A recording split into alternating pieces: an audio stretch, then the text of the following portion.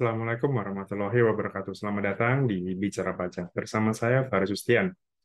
Di video kita kali ini, kita akan membahas mengenai sisa lebih yang diterima oleh Yayasan Nirlaba. Seringkali ya kita dengar bahwa yayasan itu mendapat, apa ya, istilahnya pemajakannya itu kan dilihat dari sisa lebih dana operasional sepanjang tahun tersebut gitu ya. Nah, yang biasanya jadi pertanyaan adalah bagaimana aspek perpajakan dari sisa lebih dana tersebut seperti itu. Nah, kita akan bahas di sini. Saya akan share artikel dari di DTC dari sini. Jadi pertama adalah apa itu sisa lebih lembaga nirlaba pendidikan ataupun litbang ya seperti itu. Nah, kalau di sini, kalau di yang ada di artikel ini ya gitu. Jadi sebenarnya kalau kalau nanti bisa artikel bisa dibaca. Jadi intinya dari artikel ini adalah sebenarnya kalau ini sama dengan kalau misalkan di sebuah perusahaan atau sebuah lembaga yang bersifat profit, sisa lebih itu ya sama seperti laba ya, laba bersih sebenarnya gitu. Jadi kalau misalkan dalam perusahaan itu kita mengenal laba bersih itu artinya adalah pendapatan dikurangi dengan biaya-biaya yang terkait untuk mendapatkan, menagih dan memelihara atau 3M.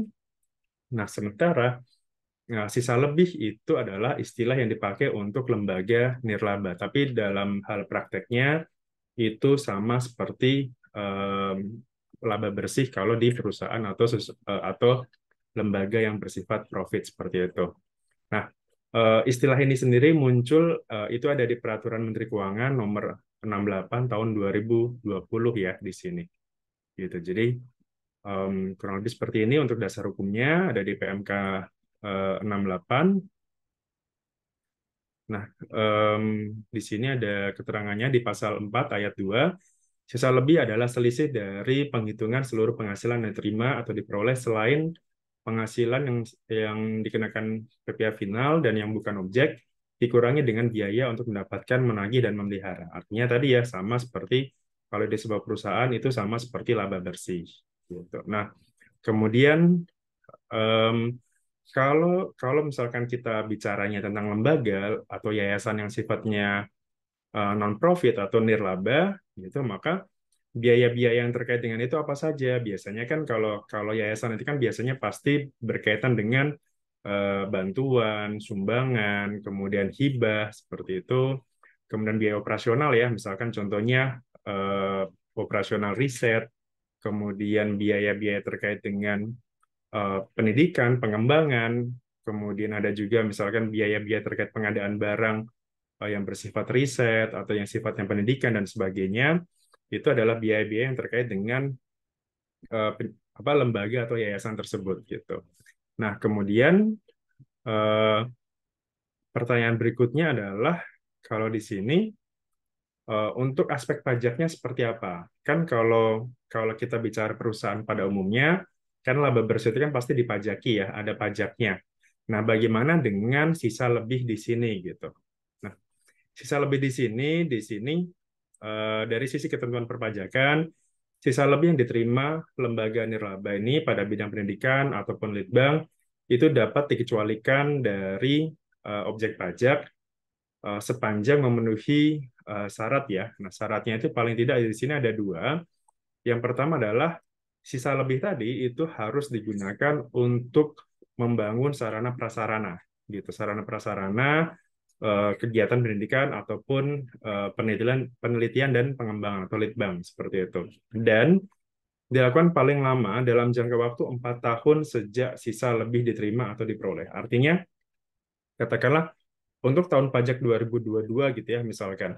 Katakanlah sebuah yayasan nirlaba mendapatkan sisa lebihnya ya, misalkan dari donasi, dari sumbangan, hibah segala macamnya, katakanlah sisa lebih menurut laporan keuangannya dia, misalkan masih tersisa katakanlah 1 miliar misalkan untuk tahun pajak 2022 ini. Nah, artinya nanti sisa lebih tadi itu tidak dikenakan pajak asalkan dari eh, dari tahun 2022 sampai nanti 4 tahun kemudian itu dilakukan untuk membangun sarana prasarana yang atau kegiatan pendidikan ataupun litbang tadi gitu. Nah, kalau misalkan ternyata dalam hal ini, ternyata em, dalam jangka waktu 4 tahun terdapat sisa lebih yang tidak digunakan sesuai dengan ketentuan, maka atas sisa lebih tadi itu kita hitung sebagai penghasilan yang dikenakan pajak dan menggunakan tarif PPh badan pada umumnya. Dan satu lagi, yayasan ini itu dikecualikan dari PPh UMKM ya, gitu. Artinya eh, untuk yayasan, baik itu laba maupun nirlaba, itu tidak bisa menggunakan PPh UMKM yang 0,5%. Artinya dia harus menggunakan em, tarif PPh badan pada umumnya ya, yang 22% untuk tarif yang saat ini seperti itu dari laba bersihnya dia. Jadi misalkan katakanlah tadi ya 1 miliar, kemudian anggap aja misalkan dari 1 miliar ini yang digunakan untuk membangun sarana prasarana sesuai dengan RAB segala macamnya itu 800 juta misalkan. Masih tersisa 200 juta di situ yang tidak digunakan untuk membangun sarana prasarana. Dalam jangka waktu maksimal tadi ya 4 tahun katakanlah gitu. Nah, berarti objek pajaknya berarti ya hanya yang 200 juta tadi gitu. Jadi itu yang harus ditekankan ya terkait dengan yayasan. Jadi yang pertama sisa lebih itu adalah dianggap sama seperti laba bersih kalau di sebuah perusahaan atau yayasan yang sifatnya mencari profit. Kemudian sisa lebih tadi itu dianggap atau menjadi tidak dikenakan pajak asalkan memenuhi dua syarat tadi. Yang pertama adalah sisa lebih tadi digunakan untuk membangun sarana prasarana untuk kegiatan pendidikan, litbang, atau yang sifatnya sosial ya, seperti itu. Kemudian dan dilakukan dalam jangka waktu maksimal 4 tahun gitu. Jadi kalau misalkan sisa lebih tadi gitu, kemudian tidak digunakan dalam membangun apapun, tidak digunakan untuk membangun sarana prasarana, maka itu menjadi objek pajak. Nah, kemudian objek pajaknya dikenakan pasal berapa? Menurut ketentuan berarti dia karena yayasan ini tidak termasuk ke dalam eh, badan yang diberikan pajak UMKM, artinya dia harus menggunakan tarif PPh badan pada umumnya. Seperti itu. Dari sisa lebih tadi ya, jadi dianggap sisa lebih itu sama dengan kalau di perusahaan profit itu berarti sama dengan laba bersih komersilnya. Gitu. Artinya nanti juga harus ada koreksi fiskal dan sebagainya. Oke, itu saja sedikit informasi dari saya. Apabila ada pertanyaan, silakan ditulis saja di kolom komentar. Terima kasih atas waktunya. Sampai jumpa lagi di video berikutnya. Assalamualaikum warahmatullahi wabarakatuh.